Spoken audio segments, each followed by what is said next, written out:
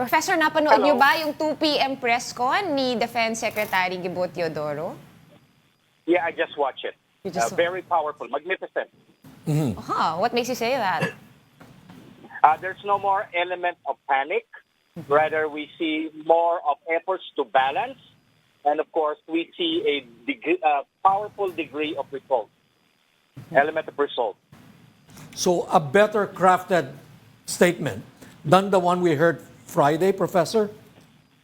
Well, the one last Friday is really more of a recommendatory. So, of course, now we see the answer. I guess, I'm assuming that the President spoke through the Defense Secretary, the Acting Secretary of the Department of Foreign Affairs, and, of course, the National Security Advisor. So, again, we have to understand, the task of the National Maritime Council is to recommend. And, of course, the President has basically, in a way, addressed its recommendation and, of course, showing to us that the buck stops with the President. But, of course, the President did not say it. He had to articulate it through the 3 key members of the Cabinet that, of course, have to do with defense, foreign policy, and national security. So you see the symbolism of the fact that the press conference was conducted by our foremost diplomat, of course, the military, represented by the Department of National Defense, and, of course, the National Security Advisor, which is the alter ego of the President when it comes to national security matter. I did notice, though, Professor, that the DFA did not actually get a chance to speak. Is there something to read into there? Hindi siya nagsalita. Nandun siya. It's more of symbolism. Because at this point in time, the message being sent, this is a military defense matter. So this is within the turf of the Secretary of National Defense. But nevertheless, her presence is indication that, the element of diplomacy is there to support whatever, of course, the Department of National Defense would do. But to be fair, Professor, even before, di ba, parang wala tayong masyadong naririnig sa DFA kasi when it comes to this matter, what do we make of it? If we're looking for usually the DFA would have a more sober statement, normally very diplomatic yung wording, but there was none of that this time around since the June 17 incident. You think they're still busy crafting, like really being careful? Ano bang nagyayari kaya? Well, I think they've already filed a diplomatic protest on the side. But of course, the matter is really of utmost military and national security significance. The fact that it involved of course, they also corrected the statement that was made initially. It's not an accident. No, it is, of course, a deliberate act by the Chinese leadership. Yes. Professor, by way of self-defense, how do our forces defend themselves from, acts and axe-wielding foreigners and ano pa yung dala, bolo? How do you defend yourself from that? Hindi nga natin alam how we will defend ourselves from water cannon. Although high pressure yun, it should be considered a weapon actually. Well, if you look at what happened last June 17, have you watched the coverage of the Indian press? They go back to what happened in 2017. I think it was in May or spring of 2017 when, of course, you have a clash between the Chinese and Indian forces at the camp, right? The Chinese were carrying clubs with iron spikes, and, of course, the Chinese trained in self-defense techniques. So it resulted to the death of 35 Indian troops, including the commander of that Indian forces. So, again, when we see, oh gosh, this is happening to us, look what happened between the Indians and the Chinese. And, I tell you, we will expect more from this.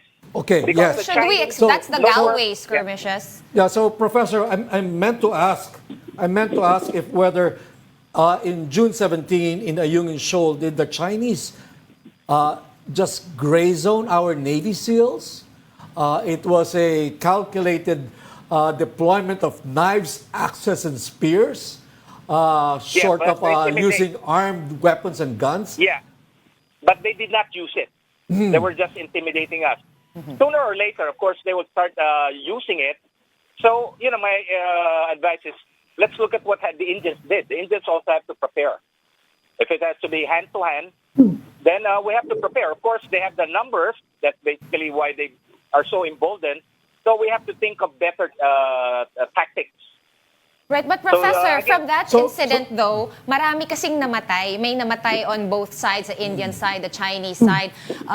If papunta na nga tayo doon because hindi natin mareresolve to, should we then prepare ourselves na casualties are Yeah, of going to course. come? Yes, I believe we have to. No, Okay. But of course, no, we're ang treading into a fine line. do we Excuse me. also arm ourselves with with access and Yun. access and Padahan bladed na lang talaga, weapons? no? Oh. No. Hindi No. kasi No. Professor, Yeah. a bladed weapon is a weapon, whatever you say. Di ba? It's a bladed weapon, it's confiscated at the airports. It's a weapon. So, Professor, Hindi yes. naman yung pangbalat ng pinya or whatever. Professor. I mean, Excuse me, kailangan din ba magdala yung mga ano natin, mga SEALs natin, kahit Coast Guard, it's civilian. Kailangan ba magdala din sila ng ganyan para lang hindi siya being armed encounter kung sakali. Na it's in self-defense. May dala-dala silang kutsilyo sa itak, di magdadala din kami. Pwede ba yun? No, we don't. Excuse me, we don't. We have our own martial arts. We have our own martial arts. Okay. Eskrima. Okay, we don't need. Yeah, you can need pan knives, and we could also use rattan sticks. Kali, Yes. arnett, Oh, right? pwede. Arnett. We have our Yeah. Yeah, we have to prepare. Unarmed and armed. Okay, kasi ang isa pang napansin, Professor, ng mga tao, di ba, na wala ngang, kumbaga yung mga Filipino, they're Navy special operatives, so they're expected to have guns, but none was used, so... Exactly, Professor. My point being, mukhang sinadya ng mga Chinese Coast Guard na I'm sure mas maraming baril to. No? for sure. Sinadya nilang magdala lang ng mga kutsilyo against our Navy SEALs who are, I'm sure, armed with weapons, guns. Is it because... Excuse me. Pero mukhang sinadya Yes. nila hindi maglabas. Excuse me. Yes. They're not armed. Those assault rifles were inside boxes. Okay. Okay. So they were not armed. They were Right. not armed. Oh. Pero Kaya diba- hinihingi natin, Yes. Kaya hinihingi natin yung mga weapons because they were still disassembled. They were inside packages. They were supposed to be, assault rifles that will be delivered to the personnel. So our SEALs were not armed. They were unarmed. Okay. That's clear. But this whole thing of Chinese Coast Guard personnel being armed with knives is this gray zone in a way? Because how do you respond to provocations from an enemy that is not armed with guns? Again, we don't need to. Do you remember the press conference conducted at Palawan, where you have the Philippine Navy spokesperson, Commodore Roy Trinidad, saying that the Chinese are waiting for us to use our firearms. Exactly. That was And the point I once was trying to make. We use our firearms, then they would use overwhelming firepower. That is how they've always played the game. Right. With the Indians in 1962, they expect the first sight to fire the arms, then they would overwhelm you. Okay. They did it against the South Vietnamese in 1975 at the Paracel. They also did it against the Vietnamese in March 1987 or 88. I cannot remember the exact year. They will wait for you to fire. They would intimidate you. Once you fire, they'll use overwhelming firepower and mass and overwhelm you. Okay. So that is clearly the Chinese tactic in this, Professor. That's what Yes. you're saying. Yeah. How should the Philippines respond then? Of course, we have to defend. We have to train our personnel when it comes to armed and unarmed combat, but we should never fire the first shot. Because that would be falling into the trap that they want us to fall into. Yeah. That's what you're Yeah. saying. Now, speaking of those guns na ide-deliver dapat no, sa BRP Sierra Madre, Professor, AFP Chief of Staff Browner has already said nung una niyang press con na he wants to get those guns back. But as of today, parang wala pang any proposal as to how we even begin to getting those guns back? As far as I know, we're not really talking, at least publicly, with China or diplomatically. Parang, kumbaga, puro sulat-sulat lang. How do we even get our guns back? I think through diplomacy. We have to get it through diplomacy. That's where the Department of Foreign Affairs would have stepped in. Okay. Do you think we'll ever get them back? I don't know. I don't know. I have simply no idea.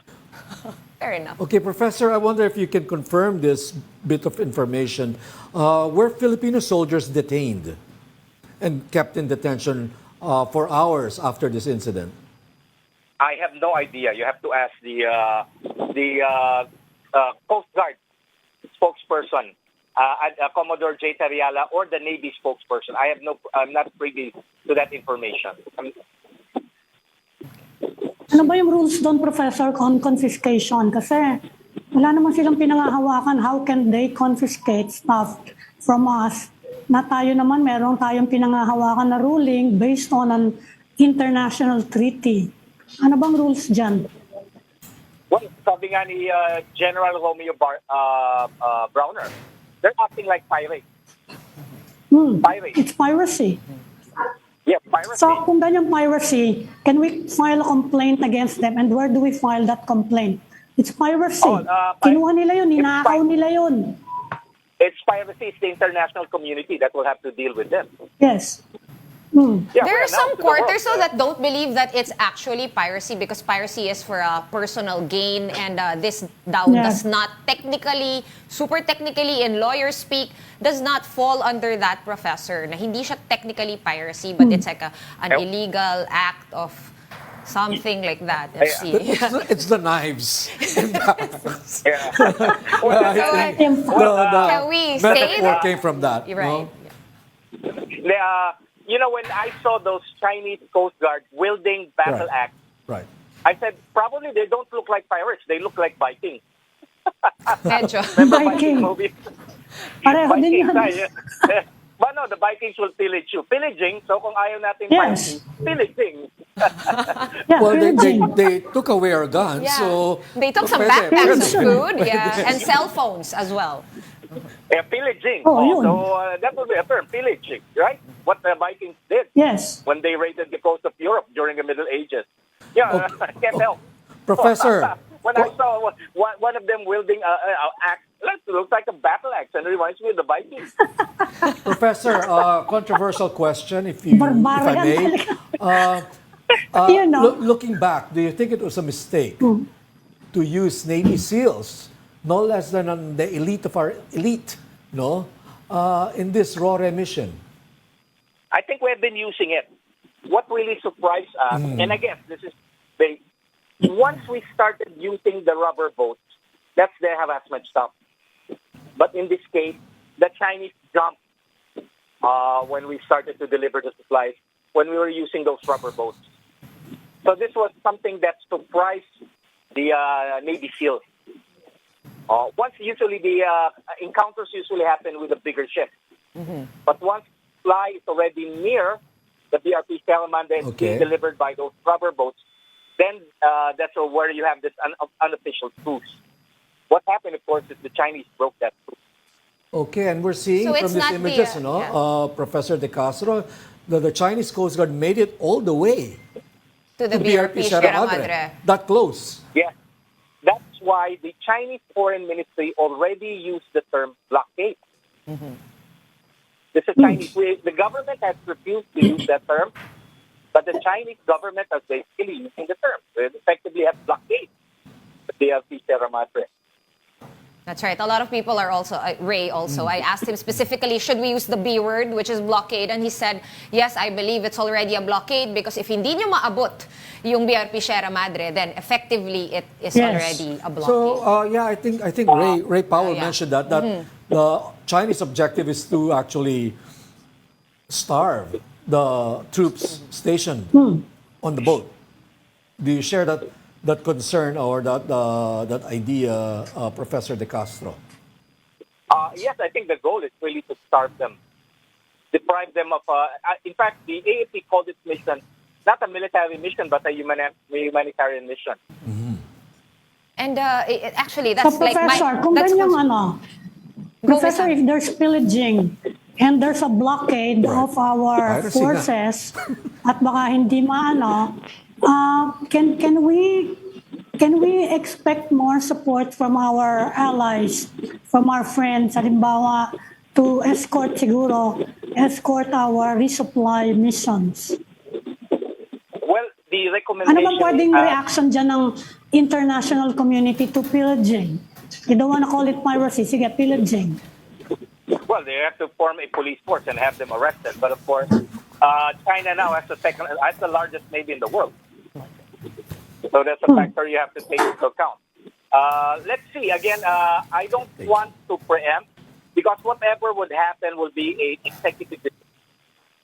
So let's give the president and of course his key cabinet members the prerogative to make this decision. I don't have all the answers, and I could come out with ideas like that, but I'm not a government official. I don't have accountability. At the end of the day, the one who will have to make the right decisions or the appropriate decisions will be those who are accountable because of their position in government.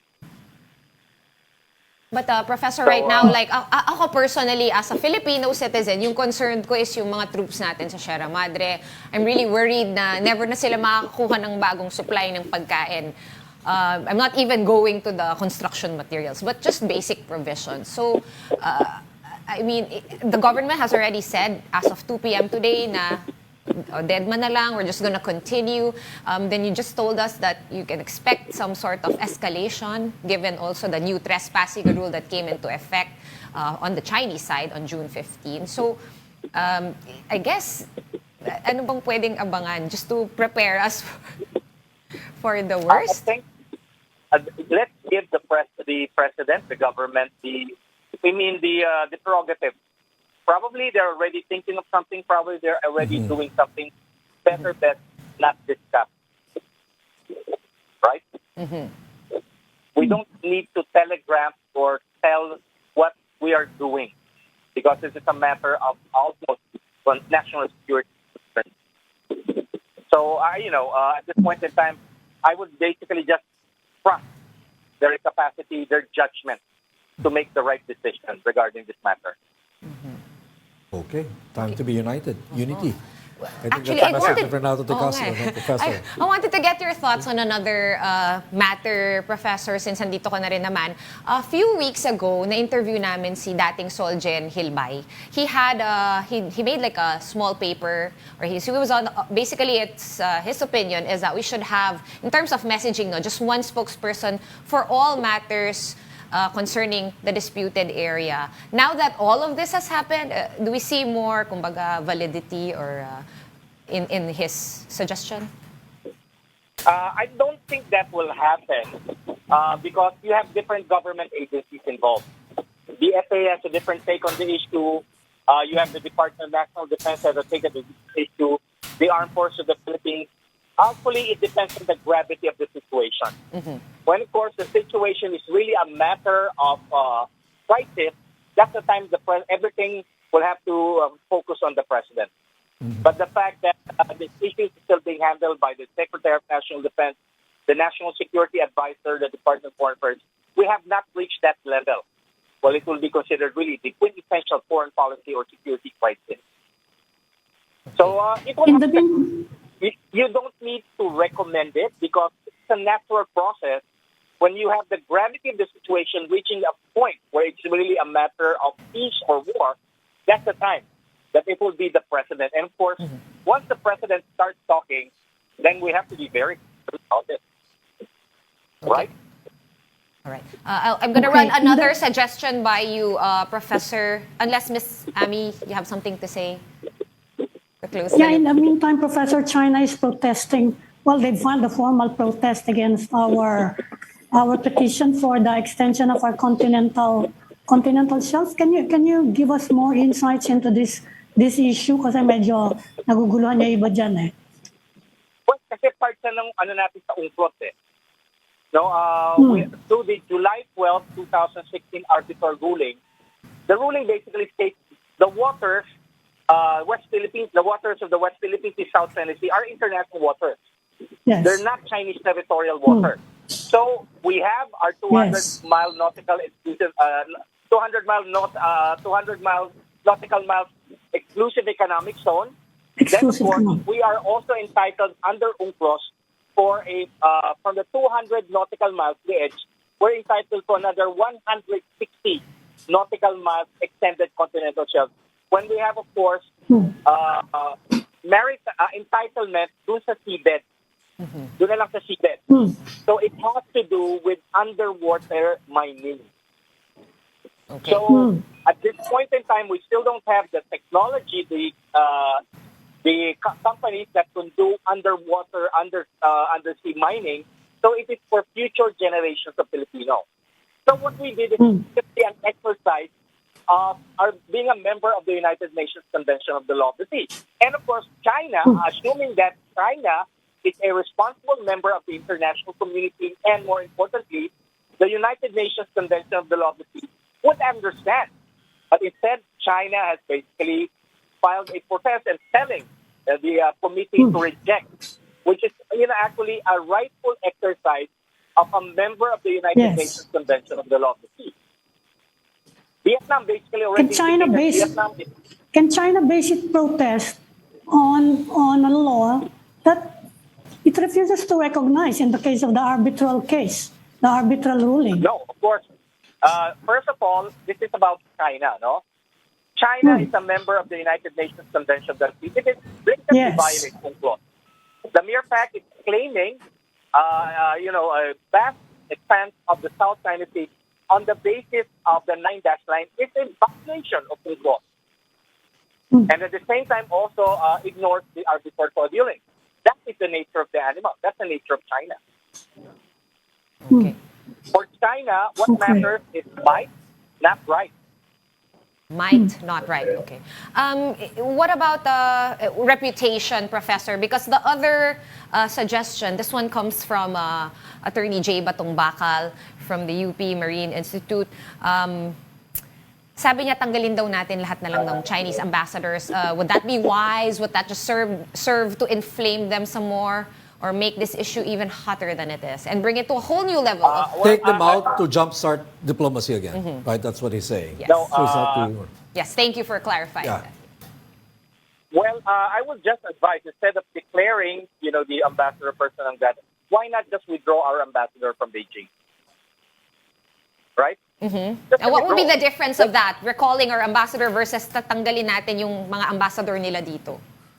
Oh, first of all, they only have one. That's the Chinese ambassador. So the process there, of course, is I guess I watched the press conference conducted by my good friend, Professor J. Batong Bakal. Ang take ko, sabi niya, i-declare personal ng data. But of course, it will have implications on our diplomatic relations. What we do, is just withdraw, downgrade our representation in Beijing. So we don't need to declare the Chinese ambassador persona non grata. The Chinese government will probably react by also withdrawing their ambassador. So we will have the same effect. But of course, this will also affect yung diplomatic relations natin. What do people say? Ay nako, you're sa duwag nyo, tinanggal nyo pa yung ambassador nyo. What I'd like to know, Professor De Castro, is that when something happens in the West Philippine Sea, we usually hear on the Chinese side, we usually hear from their Department of Foreign Affairs, from their foreign ministry. From their foreign ministry.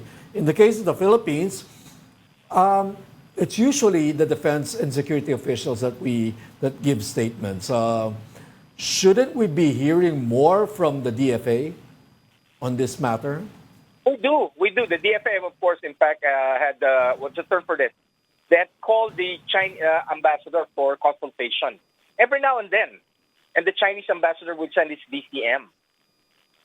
Hindi lang sila mahilig mag-presscon, I think. Laging mahabang Prof, statement. gusto namin presscon para may tanong, di ba? Para may visual. Mas maganda siguro yung sagot, Ami.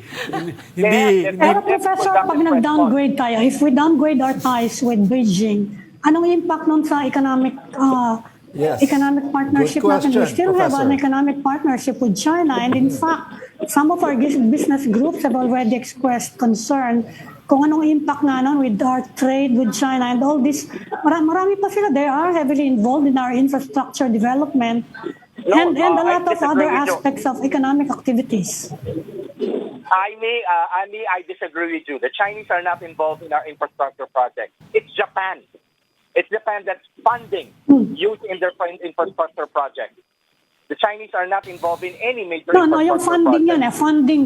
No, you're talking about funding. I'm talking about Chinese companies actually involved in the construction of our infrastructure. Pati nga tong kalye malapit sa Philippine Star Chinese company, it's a Chinese company. Well, They but I think the are funding is involved in our infrastructure and development. But the funding is not coming from China. It is probably the Chinese companies that have been No, it's not funding. Yung kumpanya talaga nila mismo. Well, I guess Professor De Castro, Ami's question is the economic fallout from fighting with China, for example. I mean, I understand Chicken Joy comes from China. Lazada, all our Shopee and Lazada. So many things. A lot. Materials. Everything we consume is made in A lot China, of stuff. practically. So, Professor. Our supply chain. If we fall into that, then we're paralyzed. This is what the Chinese gain, to make us economically interdependent with China. Yes. So that we will always beg with China, deal with China on bended knees. So the goal there is slowly, of course, decouple. Diversify, not decoupling, diversification. Diversification. Diversification. Yes. Do you think, that's what I wanted to ask you next, Professor, do you think we have diversified our sources for all our economic goods that used to come from China? Meron na ba kayong napapansin that we're really getting from other sources and actively, like talagang with impact, na masasabi natin, okay lang mawala yung China kasi kumukuha tayo sa blank? May ganun ba? Have you seen the statement of the Trilateral Security Summit last April? Japan, U.S., and the Philippines. You're talking about the Luzon Economic Corridor? Not only that, the so-called restructuring of the supply chain. That's the message, that we have to slowly diversify our economic relations with China and look at in terms of improving our economic relations with Japan, the United States, Australia, South Korea, and even India and Taiwan. Okay. So it will take some time. It will take. But, we did not fall into the Chinese economic embrace overnight, right? So it's only about a couple of years, probably during the time of the Duterte administration, when we started talking about being totally economically dependent on China. But before that, but still remember the policy of the late President Benigno Aquino up to 2016. As much as possible, let's not become economically dependent on the Chinese.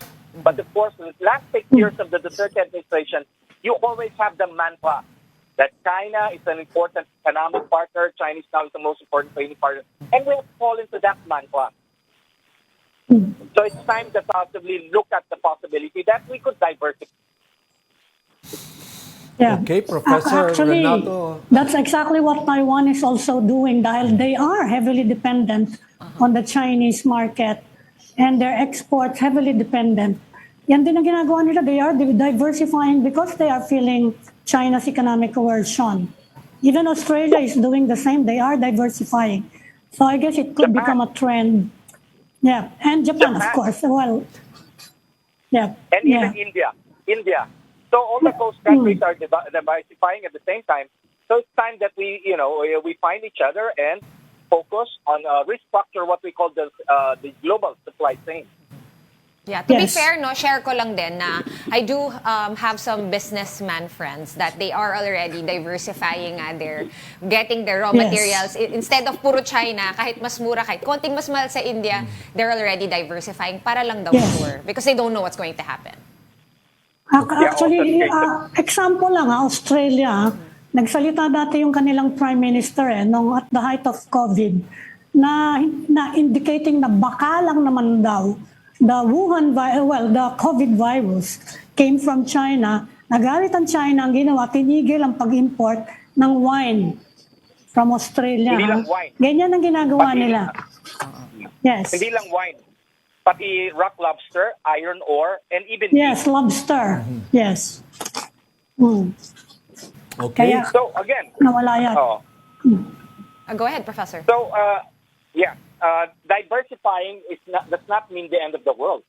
It means that we develop greater diplomatic, political, and economic leverage against Yes. China's predatory interdependence.